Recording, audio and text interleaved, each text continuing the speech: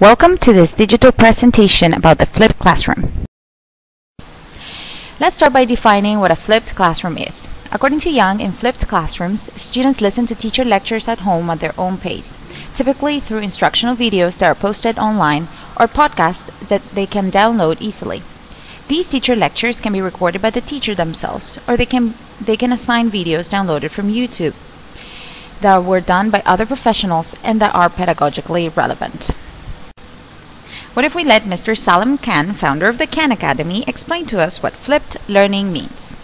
I started putting these videos out. Individual learners started saying that they're helpful, but then fast forward, some teachers started saying, hey, you already gave the lecture on X, Y, or Z.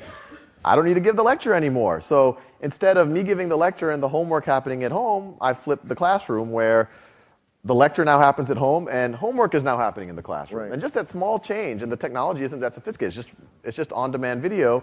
That small change, now you've turned the classroom into this interactive experience where now you're not at home without any feedback, without anyone to help you. Now you're in the classroom, the teacher can help you, your peers can help you.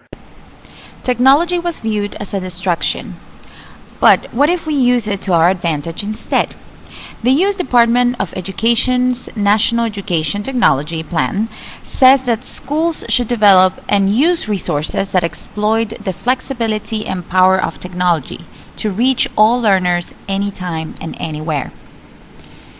If teachers want to stay relevant and reach their 21st century students, they should start shaping their lessons around technology. These activities should allow students to put their critical and creative thinking skills in practice. Let's listen to Mrs. Aldrin and his student Marshall. They're going to tell us why flipping your classroom could be a good approach for your students.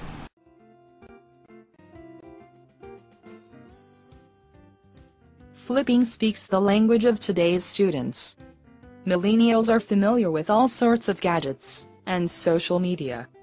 Instruction via video is natural to them. Flipping helps struggling students. Teachers don't lecture anymore, so they have time to work with struggling students who will benefit from personalized instruction. Flipping helps students of all abilities to excel. Students with special abilities can watch the videos as many times as they want or need. Flipping allows students to pause and rewind their teacher. How revolutionary is that? Flipping allows students to process content at their own pace without being exposed to others. Flipping increases student-teacher interaction. Since students work with the material at home, there is room for more meaningful, inquisitive interaction between them. Flipping makes your class transparent. Students and parents have access to your classroom. Finding out what your kid is doing at school is just a few clicks away. Flipping is a great technique for absent teachers. Sometimes it's difficult to find substitutes. This bridges this gap for you. It's also great for snow days so kids don't miss class.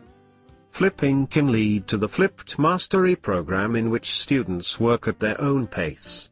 This means they are not being assigned the same video at the same time, or working on the same content at the same time. Students watch and learn in an asynchronous system where they work toward content mastery. If you're interested in an asynchronous flipped system, Khan Academy is a great resource. Visit www.khanacademy.org.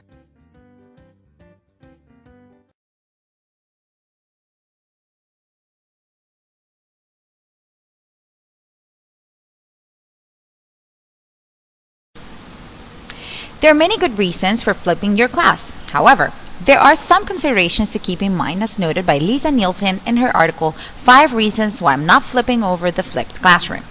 She pointed out that we still need to bridge the digital divide, meaning that many children still don't have access to computers and the internet at home. If this is a reality in the US, imagine what the reality of Paraguayan students is. Teachers who decide to flip their classrooms should be cautious enough as to provide opportunities to these children. Flipped homework is still homework. According to Nielsen, a growing number of educators are advocates of the idea that the time spent at home shouldn't be time spent doing homework, but with the family. Those teachers that capitalize class time on rote memorization of material might end up engaging students in the same activities, with the difference that these activities are not aided by technology. The mere use of technology does not ensure good practice that promotes inquiry and high levels of thinking. Grouping by date of manufacture. Schools tend to group students by age. Not everybody born on the same year has the same needs. The true successful flipped classroom should allow students to move at their own pace. This will require a redesign of the learning environment. Lecturing doesn't equal learning. Teachers have to ensure they don't repeat the old lecturing transmissional model. Flipping should allow room for a constructivist approach in the classroom. This is a key element for flipping to be successful. There are two types of flipped classroom. Flipping 101. All students watch the same video on the same assigned date as homework. Class discussions projects are done as follow-ups. Flipped Mastery Program. Students watch and learn in any asynchronous system where they work toward content mastery, according to Bergman and Sams. Technology is here to stay. Despite some teachers' resistance, technology can help us enhance learning, stay relevant to our students, and reach them in a variety of ways. I'd like to conclude by quoting Booker T. Washington's phrase that has made a huge impact in my life. Excellence is to do a common thing in an uncommon way. Why not getting outside the box and give flipping a chance? Maybe we can turn a very good lesson in an excellent lesson.